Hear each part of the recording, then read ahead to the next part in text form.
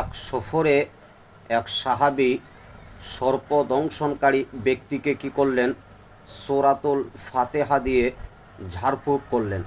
ঝাড়ফুঁক করার পরিপ্রেক্ষিতে ওই ব্যক্তি সুস্থতা এবং আরোগ্যতা লাভ করলেন। তার পরিপ্রেক্ষিতে ওই সাহাবীকে 30টি ছাগল দান করলেন। সেই 30টি ছাগল রসুল সহ সাহাবারা কী করলেন, ভাগ করে নিলেন।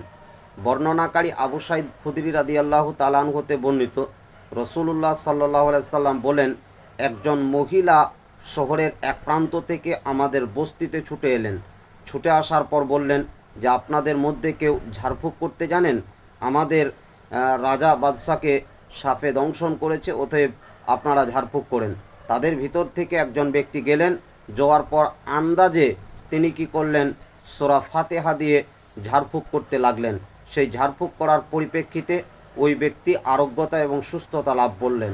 ওই ব্যক্তিদেরকে কি করলেন, দুধ পান করালেন এবং 30টি ছাগল দান করলেন। সেই 30টি ছাগল নিয়ে কি করলেন, রসুলের কাছে এলেন। রসুলুল্লাহ সাল্লাল্লাহু আলাইহি সাল্লামকে পুরা ঘটনা জানানো হয়।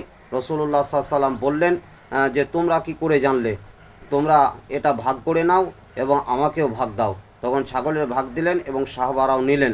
এই হাদিস থেকে প্রমাণিত হয় যে সূরাতুল ফাতিহা দিয়ে দংশনের জায়গাতে যদি ঝাড়ফুঁক করা হয় তাহলে বিষক্রিয়া দূর হয়ে যায়, জ্বালা যন্ত্রণা দূর হয়ে যায় এবং সেখানে আরোগ্যতা এবং সুস্থতা লাভ করে।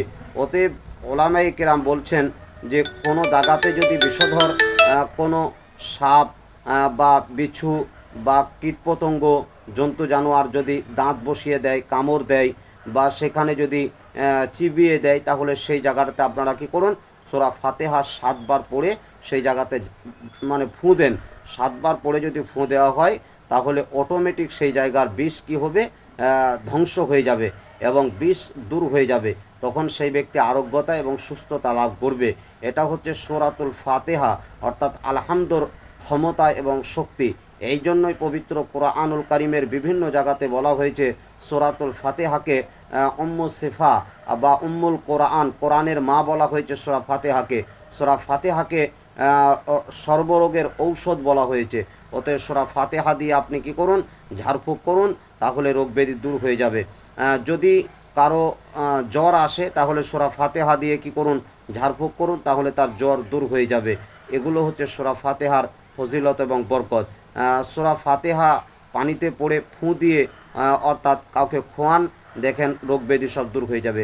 এ কথাগুলো সহিহ মুসলিমের 2201 নম্বর হাদিসে বর্ণিত হয়েছে।